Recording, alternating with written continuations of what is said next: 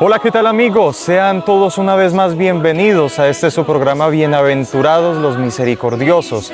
Con grande alegría nos encontramos ya para terminar casi todo este programa. Nos encontramos en el penúltimo programa, reflexión de todo lo que ha sido este Bienaventurados los Misericordiosos. Para el día de hoy vamos a tener como reflexión el enterrar a los difuntos y rezar por los vivos y por los muertos. Posteriormente luego, aquí en la clase de hoy, en la reflexión de hoy, tendremos como el fin de todas las obras de misericordia que hemos ido poco a poco reflexionando. Para el próximo programa, que será el último, queremos cerrar con una reflexión final en la cual veamos, repasemos el núcleo, el corazón de la caridad cristiana, de la misericordia. Así que no se lo pueden perder. Por ahora, hoy tendremos el final de las obras de misericordia y para ello hemos invitado a nuestro querido compañero, hermano, seminarista, que le pido que por favor se presente a todas las personas que nos acompañan hoy. Ya, muchas gracias, buenos días. Mi nombre es Robinson Castillo Díaz. Por gracia de Dios ya llevo 4 años aquí en el seminario. Estoy en el tercer año de filosofía. ¿Sí? Este año también les pido y aprovecho para que recen por nosotros, que Dios mediante estaremos presentando nuestras pruebas finales, Claro. para que nos encomiende ahí al Señor y podamos seguir avanzando en este discernimiento de nuestra vocación. Tiene Robinson un examen final que yo diría que es uno de los más difíciles o importantes más bien en todo el seminario, porque como está en el tercer año de filosofía, este es el último año de estudios filosóficos para luego pasar a los estudios teológicos. Así que va a tener un examen final donde se va a repasar no solamente todo el año presente, sino todos los 3 años que ha venido estudiando filosofía. Es un reto, pero a su vez es una gran oportunidad para poder afianzar mejor aquellos principios y conocimientos, no solamente teóricos, sino que ante todo espirituales, porque la filosofía nos ayuda también a profundizar en la espiritualidad y que finalmente esto va a ayudar a las personas a las cuales vamos a evangelizar. Así que, claro, lo vamos a encomendar en nuestra oración. Sí. Muy bien, entonces, querido hermano, para el día de hoy, como bien lo acabamos de decir, tenemos este final de las obras de misericordia, enterrar a los difuntos y rezar por los vivos y por los muertos. Quienes lo analizan y se detienen un momento se van a dar cuenta que una es una obra corporal, enterrar a los difuntos, y la otra hace parte de las obras espirituales, rezar por los vivos y por los difuntos. ¿Qué pasa acá? Pues bien, hemos querido dar fin a todas estas obras de misericordia tomando la última de las obras de misericordia corporales y la última de las obras de misericordia espirituales, que finalmente se unen, finalmente tienen algo en común: la caridad por aquel que está o en estado grave o incluso aquel que ya fallece, pero que sabemos viene algo posterior, la vida eterna, y por eso se da una cristiana sepultura. Así que bueno, mi hermano, hoy queremos contigo repasar esa obra de misericordia, para lo cual primeramente quisiera yo preguntar de qué manera el amor, que es la caridad, que alimenta las obras de misericordia, de qué manera el amor ilumina la misericordia, de qué forma la misericordia surge como efecto, como fruto del amor o la caridad. Claro, iniciamos con el Evangelio, ¿no? El Señor dice: amarás al Señor, tu Dios, con todo tu corazón, con toda tu alma y al prójimo, como a ti mismo, ¿no? Es una cita muy bonita porque dice el Señor que ahí se resume la ley y los profetas, ¿sí? Santo Tomás de Aquino va a decir que cuando se ama a alguien, se desea el bien para eso, para ella, ¿no? Por eso, cuando se ama, uno está inclinado como a ayudar al otro, ¿sí? A buscar el bien del otro. Dice San Agustín que la misericordia es la compasión de la miseria ajena en nuestro corazón, ¿sí? Que nos mueve a socorrer al otro, si podemos hacerlo, ¿no? Entonces, en primer lugar, la misericordia está en Dios, ¿sí?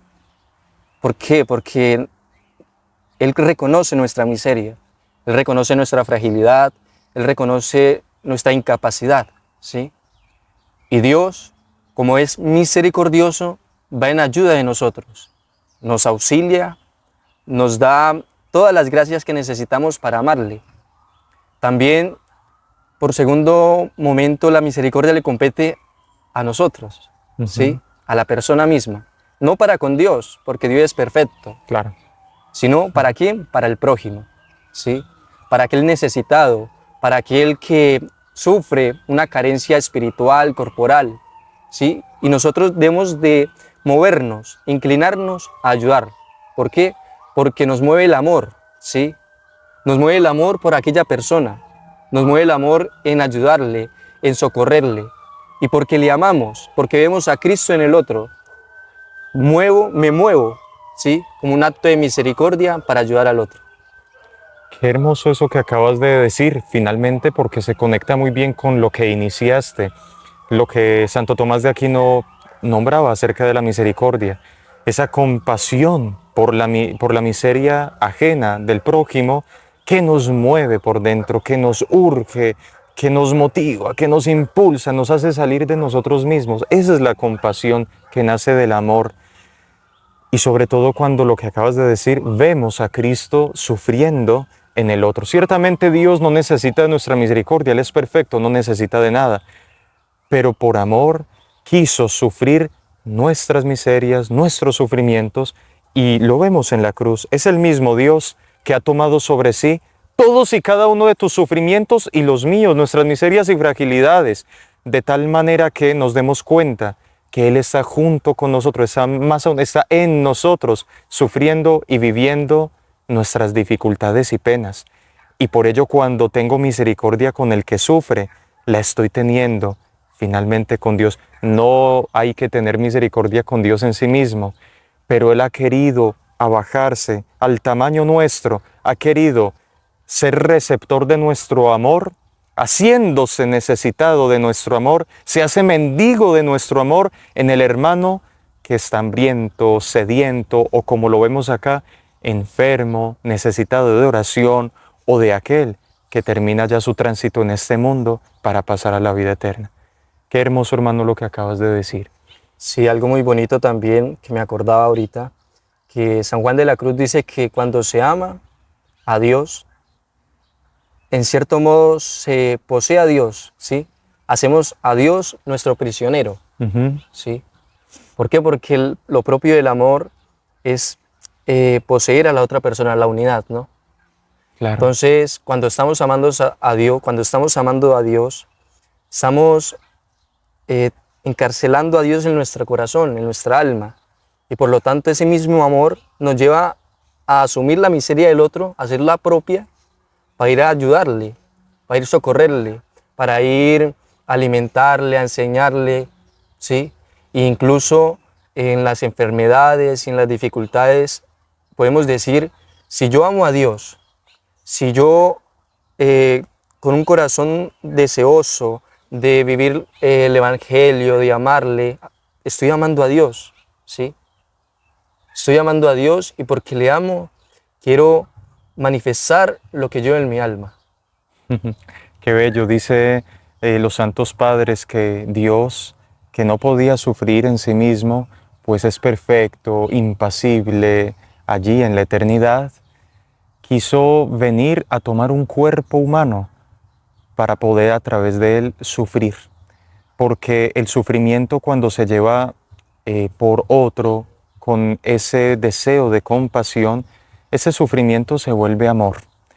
Jesucristo, Dios, vino a tomar un cuerpo para que le fuese posible sufrir, porque a través de su cuerpo material, temporal, podría sentir sueño, hambre, frío, los dolores de los golpes, y de esa forma, vivida con paciencia, ofrecida por nosotros, por la compasión hacia nosotros, es que demuestra su amor. Y así Él nos da un ejemplo de cómo poder volver el sufrimiento una oportunidad para amar, un sacrificio caritativo, un ofrecimiento paciente en beneficio del otro. ¿Qué es lo que hacen aquellos que aman, un padre y una madre, en medio de las dificultades de la vida, por sus hijos? Los sufrimientos que padecen se les vuelve amor. La madre que tiene que madrugar todos los días a pesar de que se acostó tarde por su trabajo, ciertamente le cuesta, pero como es por sus hijos, ella lo hace con gusto. Le duele, sí, pero como es por sus hijos, surge esa paciencia, surge ese deseo, surge el amor que vuelve ese sufrimiento una oportunidad para amar al otro. Es la nueva cara del sufrimiento que aprendemos en la misericordia de Dios y aquel por el cual nosotros vamos a ofrecernos, el hermano, el necesitado. Primero, el que Dios tanto ama como a su Hijo ya es un motivo suficiente para que nosotros también salgamos a su encuentro a amarlo. Y segundo, no solamente el Hijo que Dios ama, sino que el mismo Dios se identificó con ellos. Mateo 25, último capítulo del Evangelio de San Mateo. Tuve hambre y me diste de comer, sed y me diste de beber, frío y me diste de vestir. Señor, ¿cuándo te vimos así? Pues cuando lo hicisteis con cada uno de ellos, os lo aseguro, conmigo lo hicisteis. Así que hay motivo suficiente para ofrecernos con amor y caridad por el otro.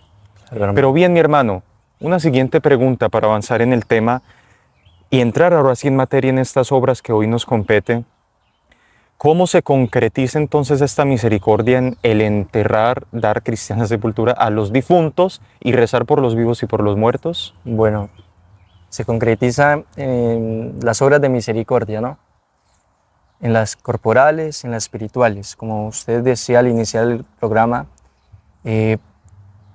hoy vamos a ver dos obras en que ese amor que tengo para con el prójimo se realiza en enterrar a los difuntos y en orar por los vivos y por los muertos, ¿sí?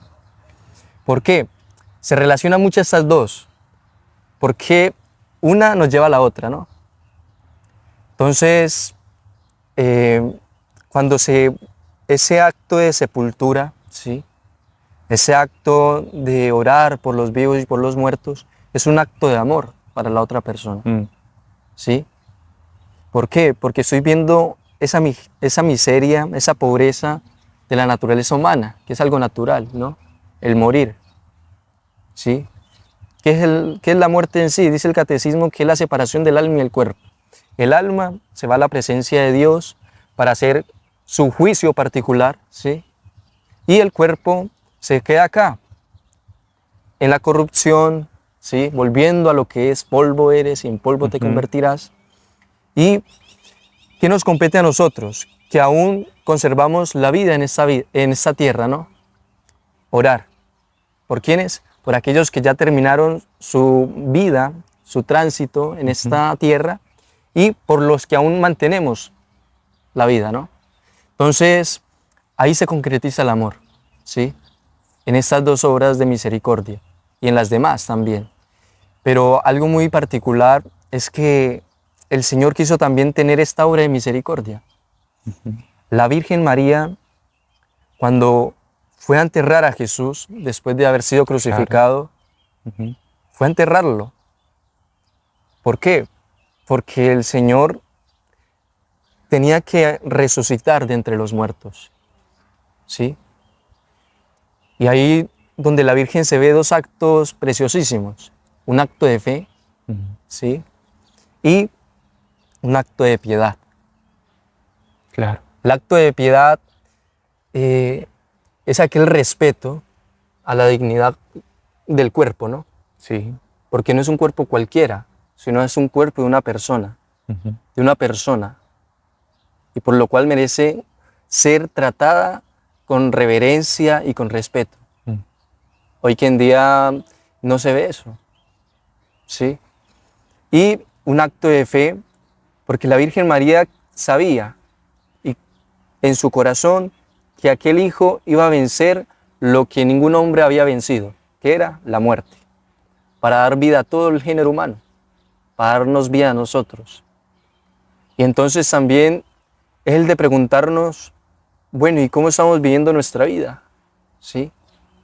Si cada vez que voy a un funeral me estoy preguntando si me estoy preparando para aquel encuentro, si estoy viviendo acorde a los mandatos de Dios, si estoy viviendo en la caridad que Dios me está llamando, ¿no?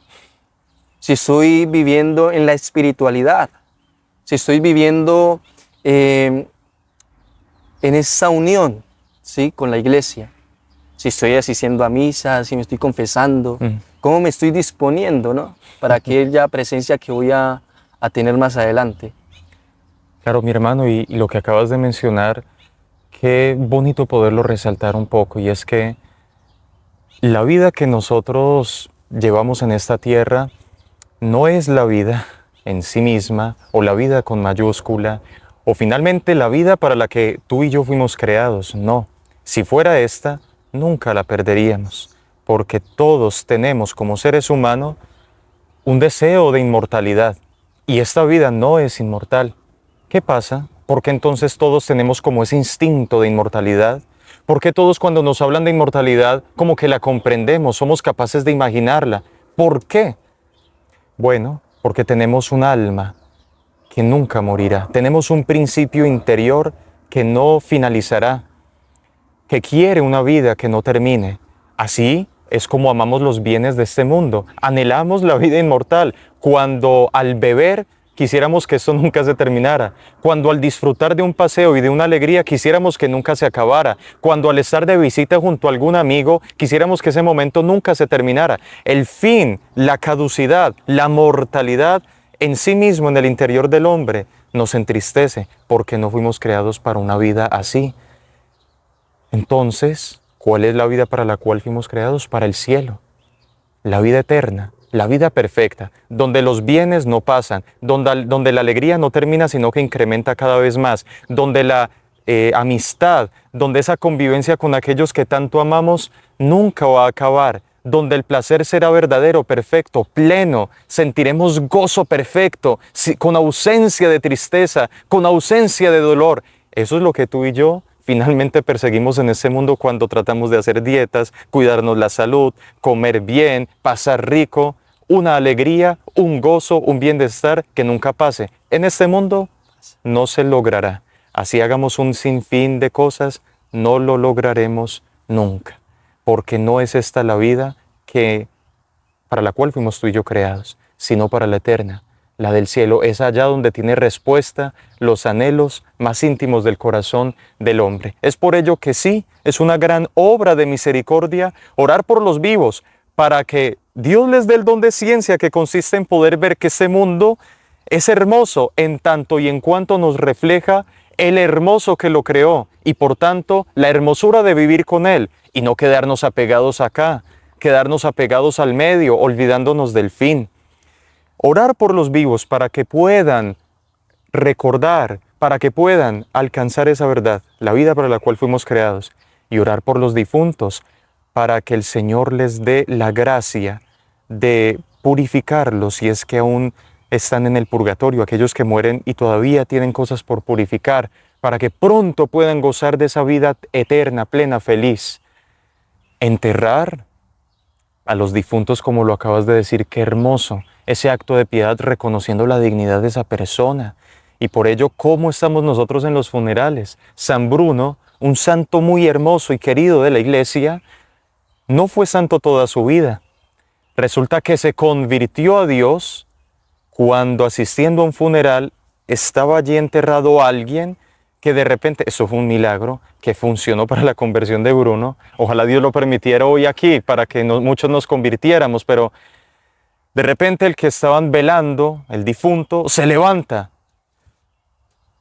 El juicio de Dios es cierto, es justo. Y se vuelve a recostar y todos, uy, ¿qué pasó acá? Minutos después se vuelve a levantar. El juicio de Dios ha sido justo y ciertamente, porque yo lo he rechazado en vida, infaliblemente me he condenado. Y se volvió a acostar.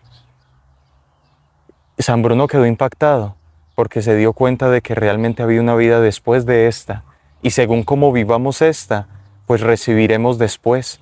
Y por ello es que en los funerales uno tiene que cuestionarse, Dios mío, y si mañana me toca a mí, ¿yo estoy preparado?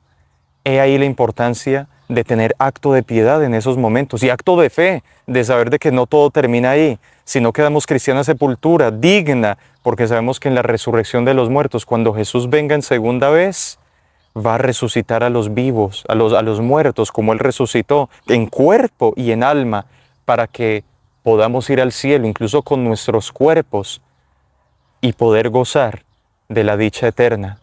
O tristemente, pero ojalá este no sea el caso, sufrir la condenación también con nuestros cuerpos, con los cuales muchas veces también pecamos.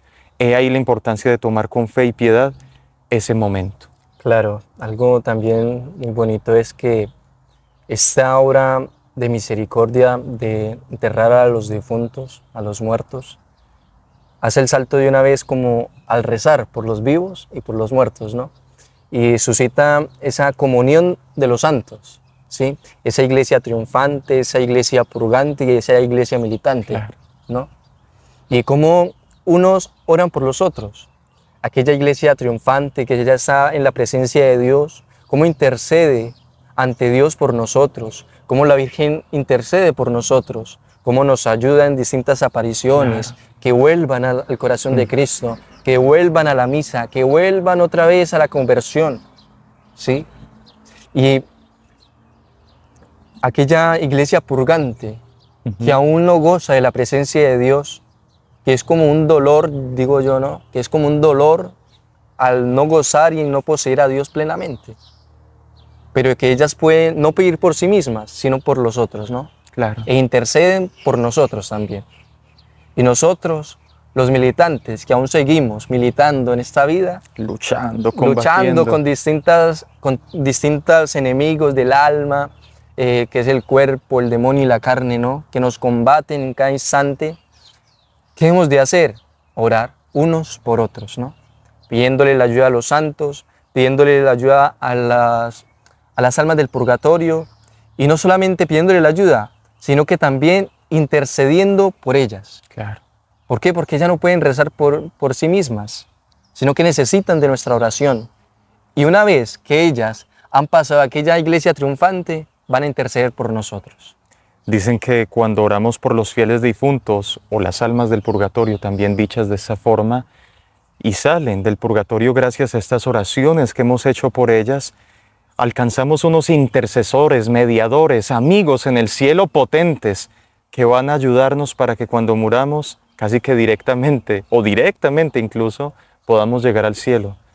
Esa es la alegría de vivir en comunión de amor, de caridad con los vivos y con los difuntos. Mi querido hermano, hemos llegado ya prácticamente al final de nuestro programa, hemos meditado bastante, pero bueno, por lo menos yo quisiera que antes de despedirnos nos advirtieras de algún peligro, por lo menos uno, para que en la vida práctica podamos esta obra de misericordia vigilantemente poderla cuidar y practicar. Claro, un enemigo, bueno, el principal es como la soberbia, ¿no? ¿Por qué? Porque la soberbia nos tira como al amor desordenado de sí mismo hasta el desprecio de los demás, hasta el Nos desprecio de encierra. Dios, nos encierra. Y otra, así, Sí, tranquilo. es el materialismo, creernos que solamente somos cuerpo, ¿sí? Entonces le damos todas las complacencias al cuerpo, lo satisfacemos en todo, nos olvidamos de aquella vida eterna, nos olvidamos de ese fin para el cual hemos sido creados, que es para Dios, por lo cual muere nuestra esperanza y suscita una desesperanza, una vida que solamente termina en la muerte y ya, ahí acaba todo, ¿sí? Entonces, claro, el materialismo, cuando le damos mucha importancia a nuestro cuerpo, en satisfacerlo en todo, vamos a caer en esa desesperanza, porque nos vamos a dar cuenta de quiénes somos. Es verdad. Y darnos cuenta efectivamente de que con solamente los bienes corporales no nos vamos a llenar, porque no solamente somos cuerpo. No está mal el cuerpo, no es malo, porque Dios lo creó, es bello, hermoso y digno, por eso una cristiana sepultura. Pero reconocer que no solamente somos cuerpo, sino también alma. Y de esta forma es que Dios nos creó a imagen y semejanza suya, y por ello los bienes espirituales son los que finalmente nos llenan plenamente. No nos llena el placer, sino el amor. Si en la relación con una mujer, hombre-mujer, no se vive solamente, se vive solamente buscando el placer, nunca se sentirán plenos y felices. Pero si en cambio se vive por amor verdadero, puro y casto, el sacrificio mutuo, ahí toma un sentido distinto el placer que puedan vivir. Porque en el fondo lo que el ser humano quiere es la verdad, el amor, la belleza, la libertad, la inmortalidad, bienes espirituales que desde este mundo podemos empezar a vivir dándole un significado espiritual con la caridad de Cristo a todas las obras materiales incluso que hagamos. Así que, mis hermanos, en resumen, que Jesucristo sea el ideal de tu vida y mi vida. Como Él vivió, vivamos tú y yo, y seremos realmente felices y haremos a los otros, seremos capaces de hacer a los otros felices plenamente, perfectamente. Así que, mi hermano, hemos llegado al fin. Te agradezco muchísimo por esta presentación y a todos ustedes los esperamos en el próximo y último programa de Bienaventurados los Misericordiosos. Hasta la próxima. Que Dios les bendiga. Dios bendiga. Alcanzarán misericordia.